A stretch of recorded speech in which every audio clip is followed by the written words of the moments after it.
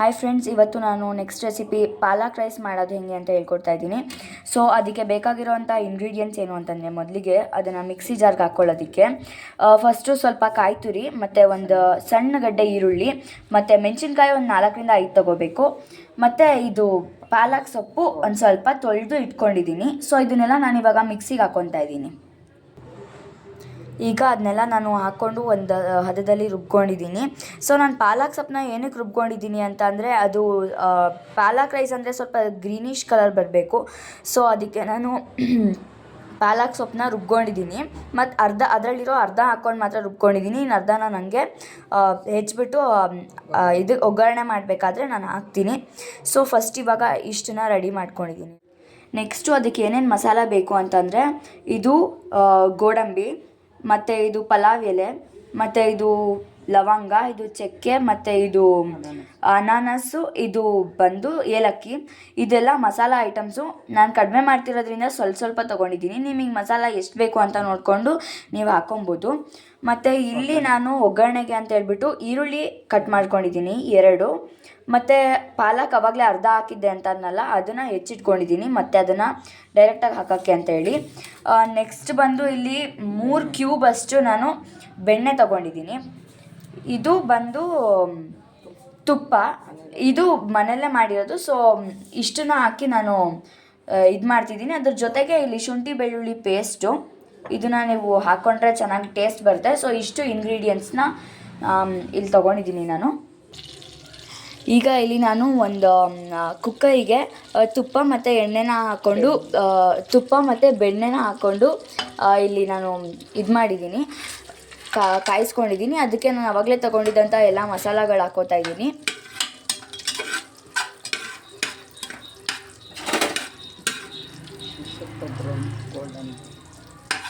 ಇದನ್ನು ನೀವು ಸ್ವಲ್ಪ ಗೋಲ್ಡನ್ ಬ್ರೌನ್ ಬರೋ ತನಕ ಕೈ ಆಡಿಸ್ಬೇಕು. ಈಗ ಇದು ಗೋಲ್ಡನ್ ಬ್ರೌನ್ ಕಲರ್ ಬರೋ ತನಕ ನಾನು ಫ್ರೈ ಮಾಡಿದ್ದೀನಿ. ಈಗ ಇದಕ್ಕೆ ನಾನು ಈರುಳ್ಳಿ ಹಾಕ್ತಾಯಿದ್ದೀನಿ.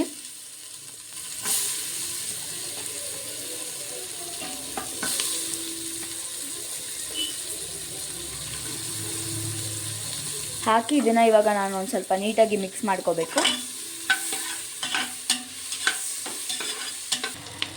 ಈಗ ಇದನ್ನು ಒಂದು 2 ಮಿನಿಟ್ಸ್ ಫ್ರೈ ಮಾಡಿಕೊಂಡು ಇದಕ್ಕೆ ನಾನು ಪಾಲಕ್ ಸೊಪ್ಪು ಹೆಚ್ಚಿಟ್ಕೊಂಡಿದ್ದನ್ನು ಹಾಕ್ತಾಯಿದ್ದೀನಿ.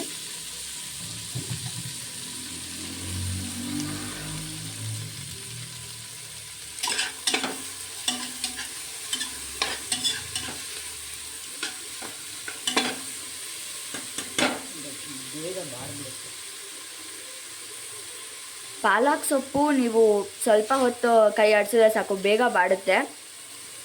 ಸೊ ಇದನ್ನು ಒಂದು 2 to 5 ಮಿನಿಟ್ಸ್ ಇದು ಮಾಡಿಕೊಂಡ್ರೆ ಸಾಕು. ಇದಕ್ಕೆ ನಾನಿವಾಗ ಬಂದು ಶುಂಠಿ ಬೆಳ್ಳುಳ್ಳಿ ಪೇಸ್ಟ್ ಹಾಕ್ತಾಯಿದ್ದೀನಿ.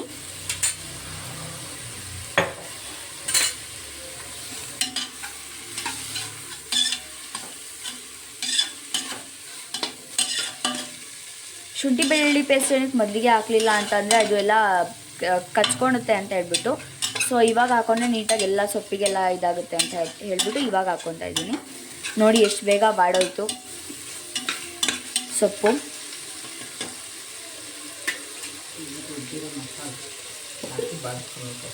ಈಗ ನಾನು ಇದೆಲ್ಲ ಆದಮೇಲೆ ಇದಕ್ಕೆ ರುಬ್ಬಿರೋ ಮಸಾಲೆ, ಆವಾಗಲೇ ರುಬ್ಕೊಂಡಿದ್ದ ಮಸಾಲೆ ಹಾಕ್ಕೊಂಡು ಈಗ ಇದನ್ನು ಮತ್ತೆ ಇನ್ನೊಂದು ಸ್ವಲ್ಪ ಬಾಡಿಸ್ಕೊತಾ ಇದ್ದೀನಿ.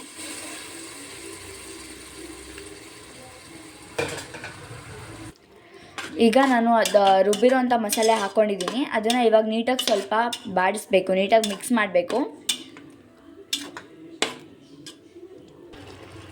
ಈಗ ಇದನ್ನು ನಾನು ನೀಟಾಗಿ ಬಾಡಿಸ್ಕೊತಾ ಇದ್ದೀನಿ. ಬಾಡಿಸ್ಕೊಂಡಾದಮೇಲೆ ಇದು ಯಾವಾಗ ಬಾಡಿದೆ ಅಂತ ಗೊತ್ತಾಗುತ್ತೆ ಅಂತಂದರೆ, ಅದು ನಾವು ಫಸ್ಟಿಗೆ ಇದು ಹಾಕಿದ್ವಲ್ಲ, ತುಪ್ಪ ಮತ್ತು ಬೆಣ್ಣೆ ಹಾಕಿದ್ವಲ್ಲ, ಅದು ಸೈಡಲ್ಲೆಲ್ಲ ಬಿಟ್ಕೊಳ್ತಾ ಬರುತ್ತೆ. ಆವಾಗ ನಮಗೆ ಗೊತ್ತಾಗುತ್ತೆ ಯಾವುದು ಬಾಡಿದೆಯೋ ಇಲ್ವೋ ಅಂತ ಹೇಳ್ಬಿಟ್ಟು.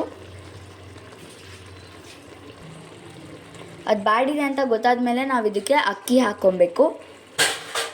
ಅಕ್ಕಿ ಹಾಕ್ಬಿಟ್ಟು ಅದನ್ನು ಸ್ವಲ್ಪ ಹೊತ್ತು ಮಿಕ್ಸ್ ಮಾಡಿ, ಅದಕ್ಕೆ ನೀವು ಅನ್ನಕ್ಕೆ ಎಷ್ಟು ಬೇಕೋ, ಅನ್ನ ಆಗೋಕ್ಕೆ ಎಷ್ಟು ಬೇಕೋ ಅಷ್ಟು ನೀರನ್ನ ಹಾಕಿ ಆಮೇಲೆ ಇದನ್ನು ಕುಕ್ ಮಾಡಿದ್ರೆ 3 ವಿಷಲ್ಸು ಈಗ ರೆಡಿಯಾಗಿ ಹೋಗುತ್ತೆ. ಇನ್ನೇನು ಈಗ ಇದನ್ನು ನಾನು ಬಾಡಿಸ್ಕೊಂಡಿದ್ದೀನಿ. ಆವಾಗಲೇ ಸ್ವಲ್ಪ ವೈಟಿಶ್ ಇತ್ತು, ಇವಾಗ ಫುಲ್ ಗ್ರೀನಿಶ್ ಆಗಿದೆ, ಕಲರು ಗ್ರೀನಿಶ್ ಆಗಿದೆ. ಇಷ್ಟಾದಮೇಲೆ ಅಕ್ಕಿ ತೊಳೆದು ಹಾಕ್ಕೋಬೇಕು. ಸೊ ಇವಾಗ ನಾನು ಇದಕ್ಕೆ ತೊಳೆದಿಟ್ಟಿರೋಂಥ ಅಕ್ಕಿ ಹಾಕಿ ಸ್ವಲ್ಪ ಫ್ರೈ ಮಾಡ್ತಾಯಿದ್ದೀನಿ.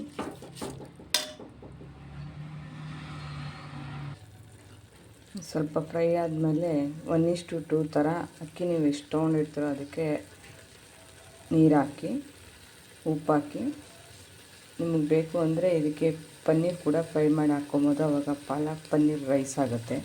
ಪನ್ನೀರ್ ಹಾಕಲಿಲ್ಲ ಅಂದರೆ ಬರೀ ಪಾಲಕ್ ರೈಸ್ ಆಗುತ್ತೆ. ನೋಡಿ, ಈಗ ನಾನು ಇದಕ್ಕೆ ನೀರು ಹಾಕಿ ಕುದಿಯೋಕೆ ಇಟ್ಟಿದ್ದೀನಿ. ಕುದ್ಮೇಲೆ ಉಪ್ಪು ಹಾಕಿ, ಬೇಕು ಅಂದರೆ ಪನ್ನೀರ್ ಹಾಕಿ ಕ್ಲೋಸ್ ಮಾಡಿದ್ರೆ ಪಾಲಕ್ ಪನ್ನೀರ್ ರೈಸ್ ರೆಡಿ ಆಗುತ್ತೆ. ಈಗ ಇದು ತಿನ್ನೋದಕ್ಕೆ ರೆಡಿಯಾಗಿದೆ. ನಾನು ಇದಕ್ಕೆ ಪನ್ನೀರ್ ಹಾಕ್ಕೊಂಡಿದ್ದೀನಿ ಒಂದು ಸ್ವಲ್ಪ. ಅದು ಸ್ವಲ್ಪ ಇತ್ತು ಅಂತ ನಾನು ಹಿಂಗೆ ಹಾಕ್ಕೊಳ್ಳೋದೇನು ತೋರಿಸಿಲ್ಲ. ಸೊ ನೀವು ಅದು ಆಪ್ಷನಲ್ಲು, ಹಾಕ್ಕೊಳ್ಳೋಗಿದ್ರೆ ಹಾಕ್ಕೊಬೋದು, ಇಲ್ಲಾಂದರೆ ಏನಿಲ್ಲ. ಪನ್ನೀರ್ ನಾನಿಲ್ಲಿ ತುಪ್ಪದಲ್ಲಿ ಫ್ರೈ ಮಾಡಿ ಆಮೇಲೆ ಅದನ್ನು ಅನ್ನಕ್ಕೆ ಬೇಯಿಸ್ಬೇಕಾದ್ರೆ ಅನ್ನಕ್ಕೆ ಡೈರೆಕ್ಟಾಗಿ ಹಾಕಿ ಬೇಯಿಸ್ಕೊಂಡಿದ್ದೀನಿ. ಸೊ ಅದರಿಂದ ಇನ್ನೂ ಚೆನ್ನಾಗಿ ಟೇಸ್ಟ್ ಬರುತ್ತೆ. ಸೊ ನೀವು ಒಂದ್ಸಲ ಇದನ್ನು ಟೇಸ್ಟ್ ಮಾಡಲೇಬೇಕು. ಚೆನ್ನಾಗಿರುತ್ತೆ, ಟೇಸ್ಟು ತುಂಬ ಚೆನ್ನಾಗಿರುತ್ತೆ ತಿನ್ನೋದಕ್ಕೆಲ್ಲ. ಸೊ ನೀವೊಂದ್ಸಲ ಮನೇಲಿ ಟ್ರೈ ಮಾಡಿ ಕಮೆಂಟ್ ಮಾಡಿ ಹೇಗಿದೆ ಅಂತ taste. So thank you friends.